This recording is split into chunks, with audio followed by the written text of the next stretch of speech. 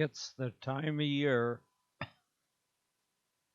when the nights are growing longer and the days are growing shorter, and it's time for the grape harvest.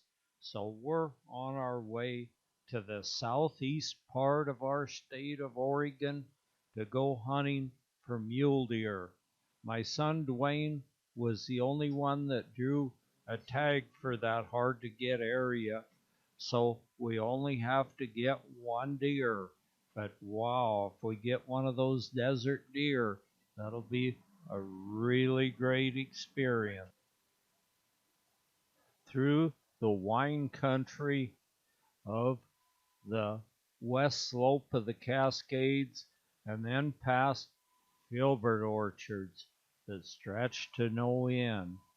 As we move out of the Willamette Valley and start up the Cascade Mountains, we see some of the trees are turning the greatest of fall colors by now.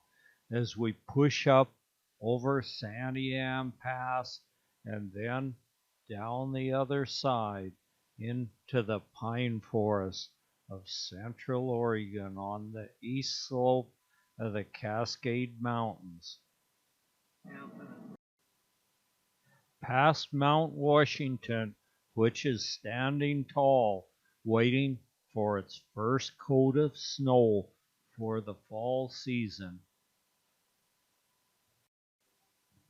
We make a straight line south through Central Oregon, past Summer Lake and the lonely little old pioneer schoolhouse sitting there as a reminiscent of the early homestead days. The quaking aspens on Winter Ridge are at their prettiest of fall colors as we move southward. Then past a few pine trees and then south through a mixture of quaking aspen and pines as we move down toward Lakeview. Past Lakeview and then on a narrow winding Highway 140, and ahead of us is the steepest grade in the entire state of Oregon. It's the road that goes up Guana Rim. You look over the side, it almost looks like you're flying in an airplane. As we move on to the top of Guana Ridge, we don't have that far to go now, and we've made pretty good time. We took plenty of time off, so we'll have an extra day just to look for one of the desert deer. They're not just any place. Sometimes you have to look for a while before you see. That is reason enough why it's very important to do some scouting. We're going to have an entire day. That is reason enough why it's very important to do some scouting. We're going to have an entire day to look around and see what their movements are and see if we're right around camp watching for deer. Antelope are no problem. There are plenty of antelope here, but unfortunately we won't be hunting antelope. We're looking for mule deer. We see a nice little herd of antelope go galloping off. Then we see the biggest, fattest old coyote that I've ever seen. It's just unreal. And he's not trotting like a coyote, he's walking like a dog. And he's big and fat, and he's not being very careful. We watched him for quite a while, debating on what he is. Coyotes will hybrid with a dog. Maybe he's part cattle dog from one of the cowboys that stay at the line shack. Well, we never did just figure out what he was, or what he's been eating to get so darn fat. Whatever it was, he must not have missed very many meals, and so he's just going to walk on, sniffing the ground for a nice fat mouse. Then he stops for a minute and looks. Well, had a nice night, and the next morning we're up early out looking for deer. I'll first take Dwayne over to the old ranch and drop him off so he can walk back to where we're camped looking for deer. I see some little rabbits. I think they're some of the endangered species of the little pygmy rabbits. They're a small little rabbit that looks like a cottontail. I went clear over to Nevada and back. Then Dwayne wandered back to camp, and I decided to go out on a hunt with him. So we hunt up this canyon where there's a couple great horned owl nests, and we see owl balls laying all over the ground under the nest. This is bits of fur and bone that these owls can't digest, so they just spit them up and leave them lay. Our first day of hunting didn't seem to work. We didn't see anything but some interesting sights. The owl nests, we saw two of them on the cliffs right here below where we're camped. And then we hiked way out through the desert, and at first we saw some deer tracks, then none. So by evening time, we hadn't seen a single deer yet. The desert mule deer are very cautious, and since they're very few in numbers, they're really spooky, and they'll probably hear us coming and spook. So we're going to try setting in, we'll fix us a blind and set in it and just wait for them to come by.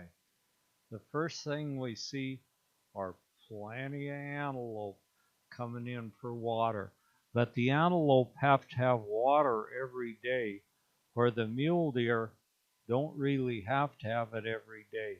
In most cases, they can get by for a week without water, a whole different animal than the antelope.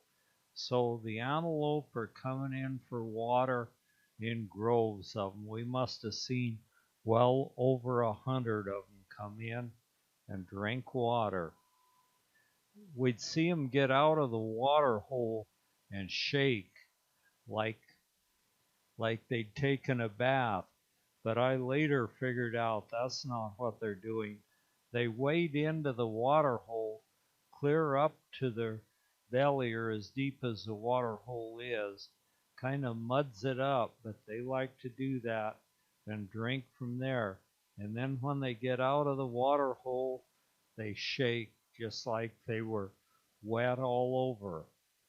We see several little bucks and lots of does and little fawns coming in to get that all important drink of water.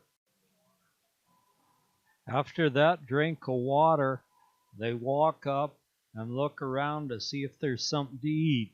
There's been cattle in here though, and they've eaten all the green grass around the water hole.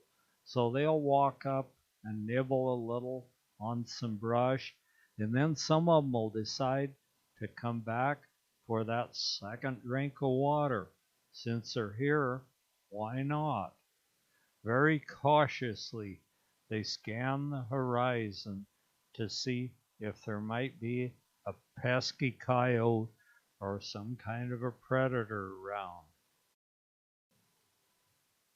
This water hole is one of the favorite for all sorts of wild game. The antelope come in and drink all they want, and as soon as they leave, then it's the Time for the sage chickens to come in and drink.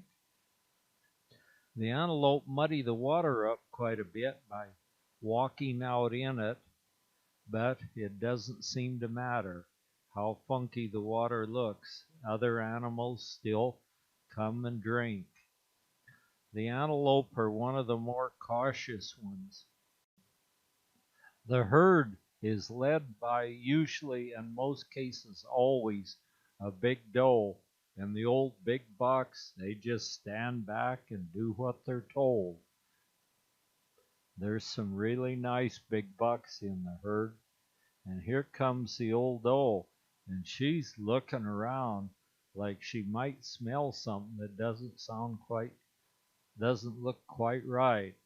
Maybe she's got our wind, and so she's moving the herd on up the hill. And Dwayne is keeping the all-important eye on them just to see where they're going and what they do. Although we'd be real lucky if we can hunt them again in the next year or so. As soon as the antelope disappear, we look down, and here comes the sage grouse in for their all-important water. They fly on some of the lower cliffs, and then they just hop right down to the water. There's a big old rooster sitting right on a rock in front of the water. This is an exceptional water hole. It not only watered hundreds of head of antelope and sage grouse, then I even saw a little chipmunk ground squirrel watering out of it, and many, many other birds. As soon as they're done, then in a little bit, it'll be time for a turn for the mule deer. At the water hole, not everyone waters at once. Somebody has to sit there and watch for predators, because that could be real dangerous if somebody wasn't watching. With their heads down watering, they'd be a sitting duck. It sure looks like there was a good hatch of sage grouse this year, 'cause we saw literally hundreds of them around, and all day long they were flying in here, landing on a rock up higher, and then hopping down to water. There comes one walking down, and it would be in a group of maybe 8 to 20 of them that would come in at a time. So there was somebody here most all the time taking advantage of this water hole. The sage grouse like to water real early of a morning, but for some reason they were watering most all hours of the day here. I guess there were so many of them that they had to take their turn, and we didn't see a one that would water when something else was in here, like antelope or something. Maybe they thought it was better just to let the antelope have their turn, and then they'd take their turn later. The sage grouse numbers have been quite low in Oregon till this year, and they must have just had a wonderful hatch this year. And one thing about these sage grouse, ravens are a big problem for them, because the ravens will swoop in and grab one of their young, or if they leave the nest, the ravens will swoop in and grab the eggs and make it his dinner. But it looks like maybe the ravens didn't get too many of them this year from the amount we could see. There is a season on sage grouse where you can go hunt them, and you have to draw for a tag, and I don't remember just how many you can get on a tag. It seems like you're allowed 2 of them, but they make some really fine eating. I sure like sage grouse, and they seem to have a pecking order where the big old rooster can water first, and then the hens and the younger ones can water later. All game is very cautious around a water hole because that's probably where the predators have learned to hang out, and then they can hide and bounce down and grab them a nice fat sage chicken or whatever. So they will land on a rock and sit there for quite a while before hopping and then walking the final few steps to the water hole. The sage grouse are our largest grouse, and they're sort of a symbol of the West. Old-time cowboys used to go out and run them down with their horses. They can fly quite well, and they fly real fast because they're a heavy bird. The lesser chipmunk ground squirrel just is contented sitting on a rock and shucking some seeds or something out of a sagebrush blossom. He's really working on it, and I saw him a little bit ago go down and get him a drink of water. They probably don't have to drink water, but they choose to. Uh-oh, looks like another antelope herd is coming in for water. This water hole seems to be constant. All day long things are coming. We'd like to see some mule deer come, but the mule deer no. Go ahead anytime you want.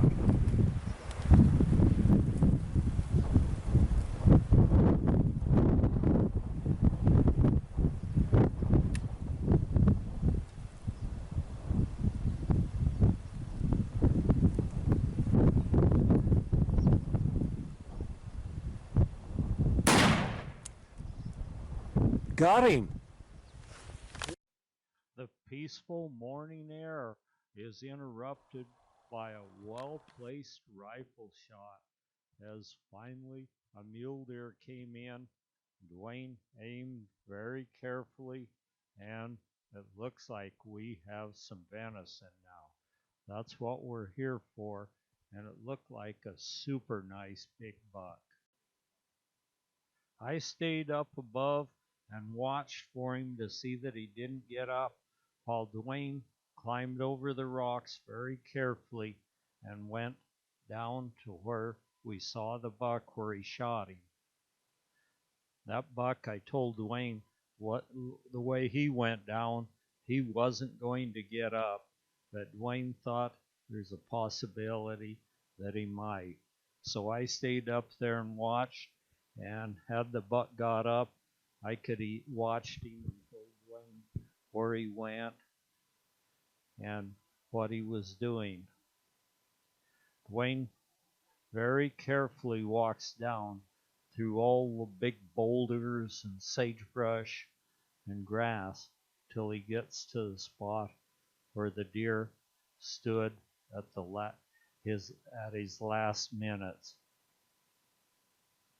He was coming into water like everything else, and while we've been here, all we've seen is one doe deer come into water.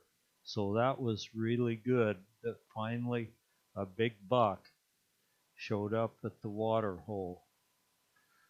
Oh, he's got him.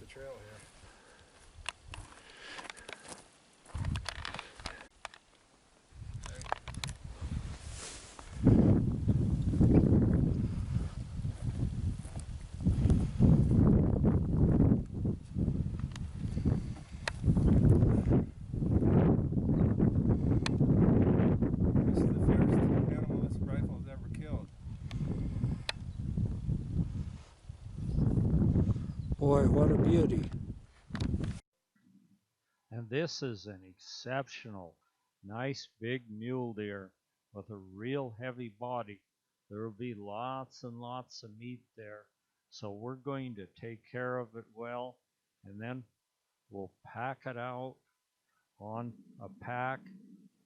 First, we skin it out and hang it from a rock. There's a perfect rock Looks as though it was made just for us to hang the meat from, to cool it out. After we get the meat skinned, we'll hang it here and let the cool desert breezes cool it. And then we've got a great big well-insulated ice chest. We'll stop at one of the nearby towns and get some ice to put on it so it'll keep real well till we get home. Since the hunting part of our hunt is over, I'm going to go down and take a quick look at the water hole. This is a spring that never seems to dry up. It's getting a little bit low on water now, but the antelope have muddied it pretty badly.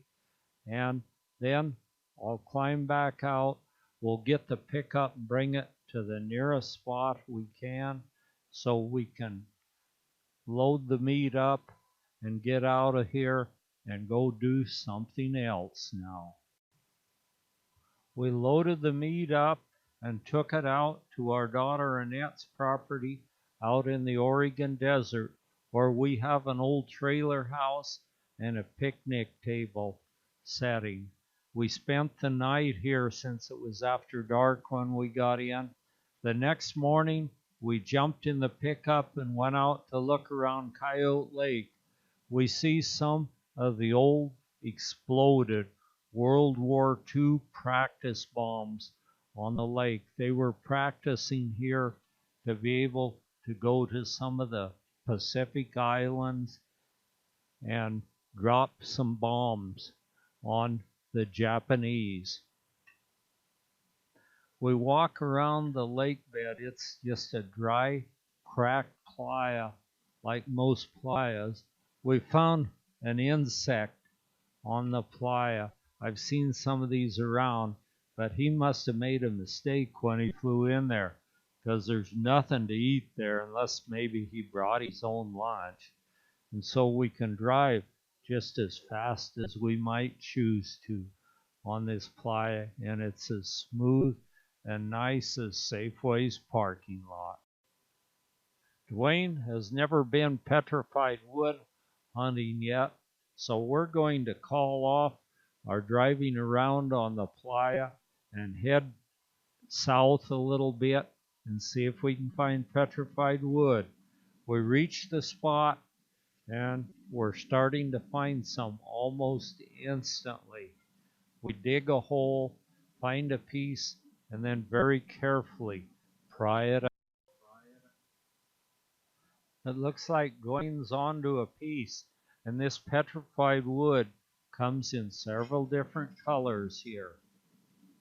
So it's very strictly regulated, and you're only allowed 25 pounds per person per day. So that's almost a bucket. And he's found. We continue digging until we each get our 25-pound. We didn't get a very early start this morning, so by the time we got done digging our petrified wood, the sun was just sinking down below the horizon. There's a little bit of dry rain, and what a sunset. We arrived at the property out there just after dark. The next morning, we're up early, and so are the ground squirrels. They thought a nice peanut would sure be good. So we gave them a few peanuts, and we're packed up. And this is the line shack. And this rustic look building off right here, that's their saddle house. Then these were bunkhouses where the cowboys stayed when the cattle were in here.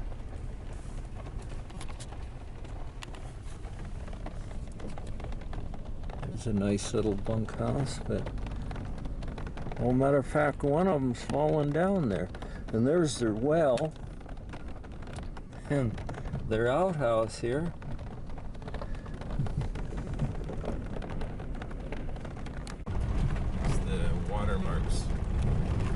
Yeah, from the Great Basin one it had.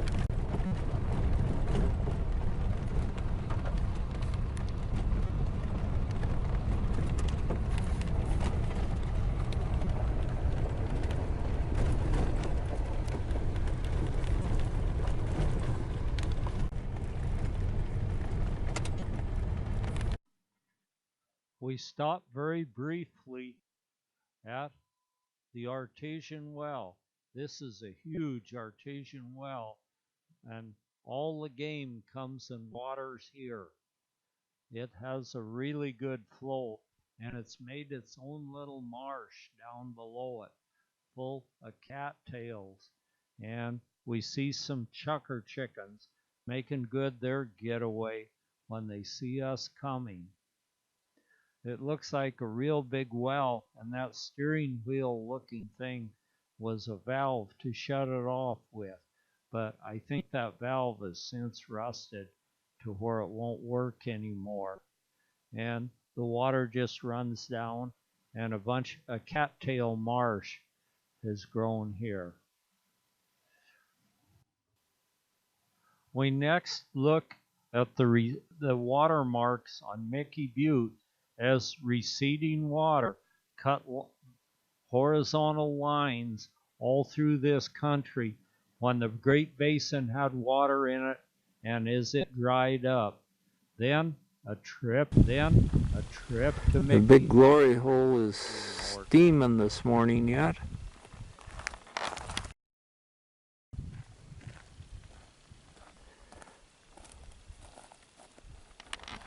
Is it too hot? Not too bad.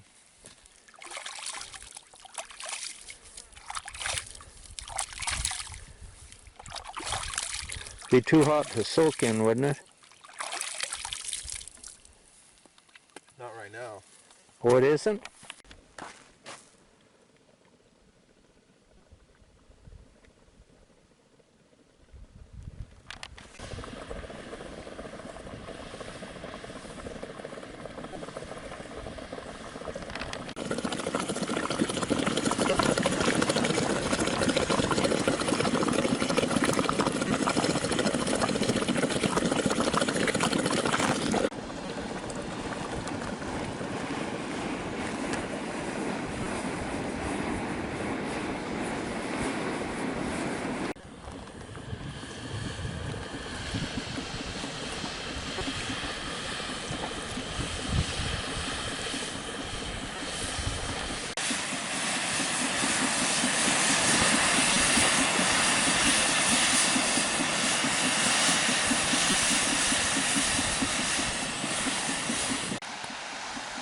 There it quit.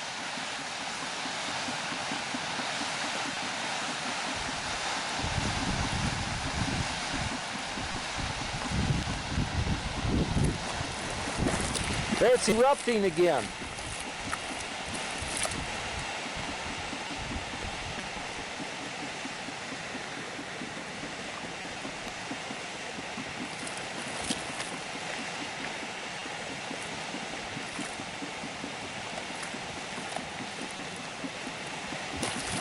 There it's erupting. Look at it.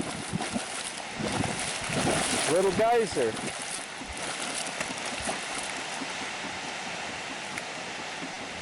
Now it's slowing up.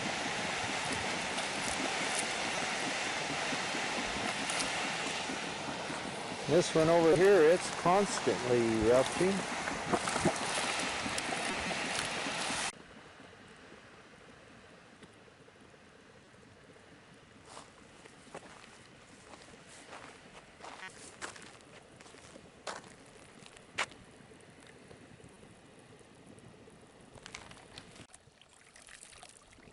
How's that water?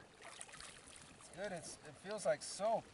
Yeah, it's the minerals in it, I guess. Gives it a slick feeling. Weird. It leaves a film on your finger.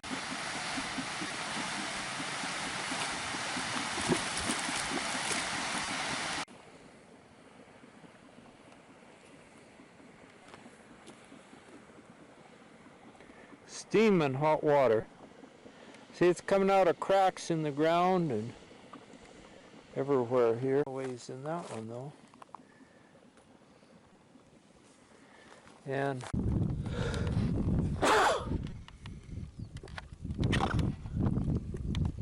little bubbling mud pot.